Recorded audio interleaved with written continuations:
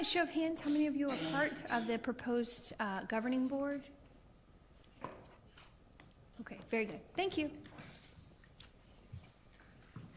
Okay, a bit of procedural notes. As we are asking questions of the applicant, we will have different district staff members cycling up to come and ask these questions as it pertains to their area of expertise. We have over 46 members of our district application review committee just to come and make sure that the area of expertise that they represent, they have questions pertaining to your application. They will have questions based on page number, as well as the location in the application based on the section. There are some, like technology, for instance, is not a section in the application, but it does filter throughout some applications. So it might be the same reviewer with a couple different sections that might come up. Do you have any questions before we get started? Okay. All right, so we're going to get going with the Section 1, Mission, Guiding Principles, and Purpose. And each of the reviewers from the district staff will introduce themselves before they start with their questioning. Good morning. My name is Amy Hall. I am the coordinator of Student and Government Relations for Volusia County Schools, and I'm going to ask you some questions related to Section 1, your mission, guiding principles, and overall purpose. Could you please describe for us your overall mission and your purpose for your charter? Chris, do you want to come in?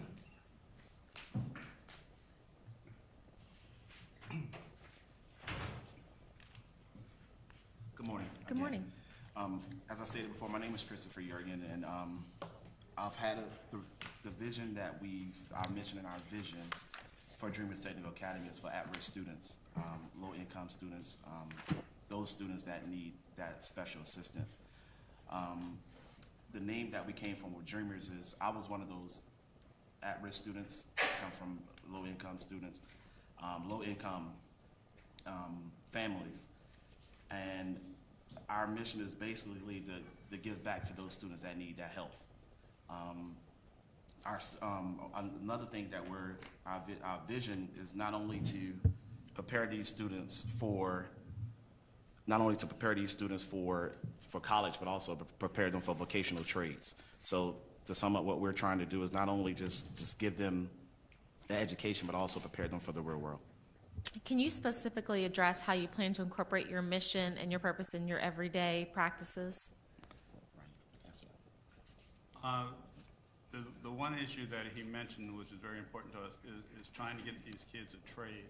And so we're going to be offering different trades to these kids. And so in our everyday practice, part of their training, part of their classes, is going to include some sort of trade class. Okay. You mentioned in your executive summary that you're trying to have access to jobs and training in specific trade areas. What career and technical education programs are you targeting for implementation?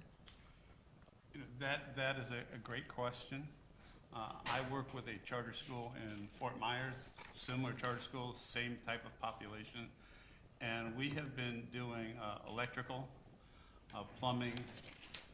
Those are the two main ones. We tried cosmetology, and we are hoping to do an assistant nursing program down there. When we started working on this application, we thought we'd do the same type of things. But we came and we met with different people in the community, especially Mrs. Pfeiffer. Right.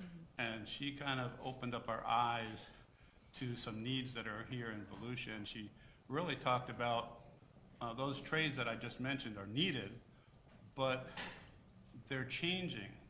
And so we started looking into the technology aspect of, if you're a plumber, nowadays we've got these smart houses. How does, you're trained to be a plumber, how do you do a smart house? So we've adjusted our application different from the one in Fort Myers, and we're adding more technology type of classes to our programs. Another thing that we discovered is, and I think we knew it, but we didn't really focus on it, was the hospitality industry that's here. It's a big industry. So that's something else that we're looking into. Will your students be working towards industry certifications? Well, we have in our application that we're going to do CAPE, but my experience has been that's very, very difficult to do.